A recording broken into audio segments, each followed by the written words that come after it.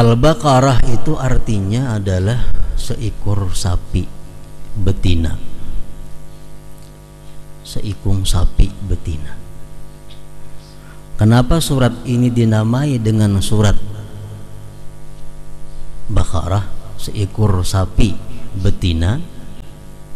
Karena di dalam surat ini ada menyebutkan tentang kisah Nabi Musa alaihissalam dengan seekor sapi betina itu.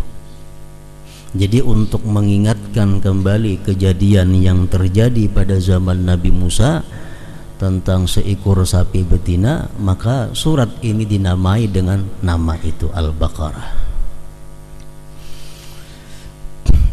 Disebutkan di dalam tafsir Al-Quran dari berbagai macam tafsir, di waktu Nabi Musa alaihissalam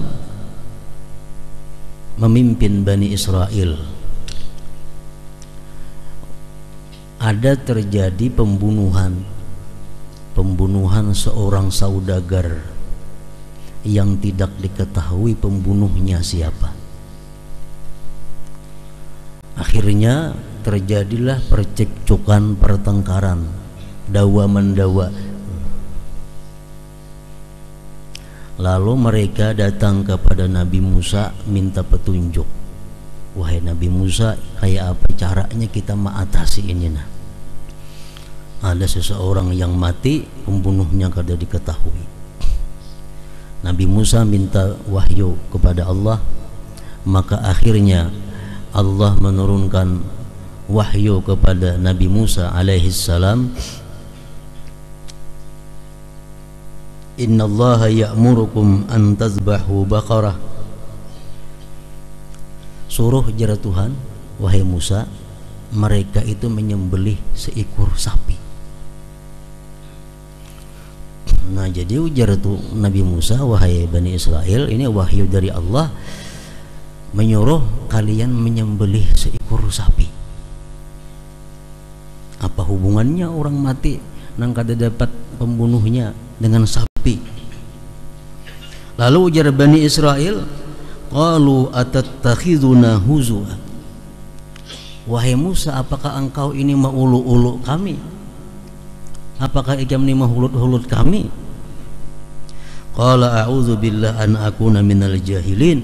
Aku berlindung daripada Allah, daripada orang yang mengulu-ulu itu. Artinya aku kada mengulu-ulu, ujar Musa. Lalu mereka akhirnya percaya.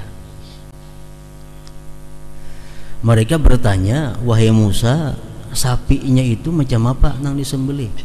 Apakah sapi anak atau sapi tuha? Padahal ujar Nabi kita Rasulullah SAW bersabda, andai kata mereka itu langsung aja menyembelih sapi cukup aja. Cuma mereka ini orang Bani Israel, orang yang dikenal dengan keras dan cerewetnya, bertakun Nabi Musa, sapinya sapi anak kah sapi tuha kah wahai Musa? Padahal perintah cuma sapi, kan umum sapi itu. Cuma hendak jadi ngalih, sapi anak kah sapi nang tuha kah? Turun lagi wahyu kepada Nabi Musa, sampaikan kepada mereka, sapi itu sapi yang tuha kada, anum kada, penangah. Mereka bertanya lagi kepada Nabi Musa, wahai Musa, sapi itu warnanya apa?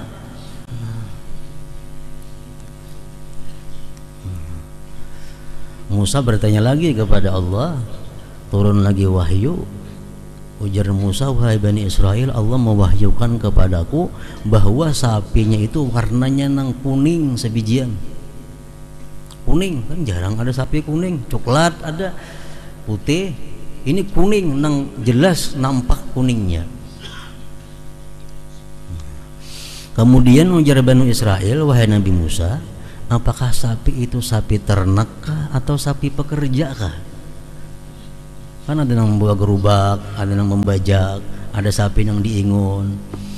Nah, Musa minta lagi kepada Allah, Allah mewahyukan lagi, sapi itu sapi yang bukan pekerja, sapi ternak.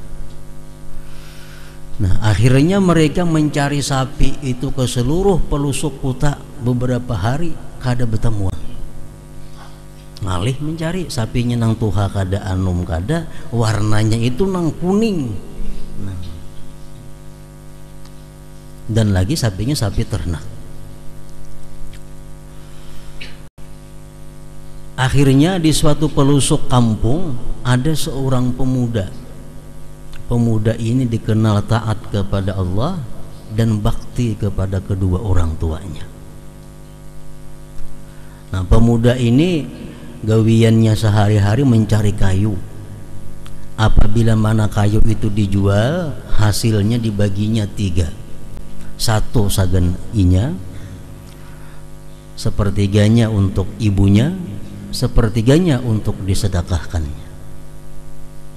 Kalau malam hari pemuda ini sepertiga malam digunakannya berbakti kepada ibunya, sepertiga malam dia guring, sepertiga malam dia beribadah kepada Allah Subhanahu wa taala. Ini pemuda tadi dapat warisan dari almarhum abahnya seekor sapi nang kuning warnanya, persis seperti yang ditunjukkan oleh Allah Subhanahu wa taala. Nah, laki-laki yang bakti yang saleh ini dapat ilham dari Allah melalui malaikat. Artinya sapi ikam ini jangan dijual kecuali harganya itu sepenuh kulitnya emas. Dikuliti kena sapi itu kan dikuliti, dibantang kena kulitnya, bila hibak itu emas, ayo jual. Itu ilham dari Allah kepada malaikat untuk pemuda tadi. Nah, akhirnya mereka mencari ke sana sapi itu terdapat. Ujar pemuda tadi harganya kada kurang kada lebih pas. Begitu disembelih kena diurak kulitnya isi emas, bila hibak itu hanya aku jual. Nah, karena orang Bani Israel ini menghindarkan terjadinya permusuhan perkelahian, lalu mereka bertuturuk menukar. Ditukari sapi tadi dengan seberat emas macam tadi. Nah, imbah ditukar sapi tadi apa? Petunjuk Allah, sapi itu disembelih. Karena imbah disembelih, diambil bagian tubuh dari sapi itu, dipukulkan kepada nang mati itu. Nang mati itu dia hidup dan berkata, "Nang membunuh aku Fulan bin Fulan, Fulan bin Fulan."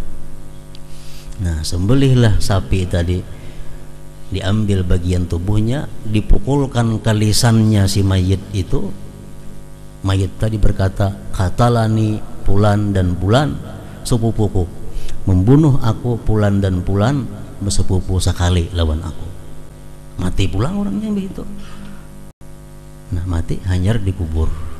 Nah, jadi hilanglah sudah fitnah. Jelaslah orang yang membunuh si Fulan dan Fulan tadi. Nah, jadi itulah ceritanya kenapa surat ini dinamai dengan surat Al-Baqarah. Seekor sapi mungkin yang paling larang dalam sejarah sapi ini. Harganya seberat itu emas.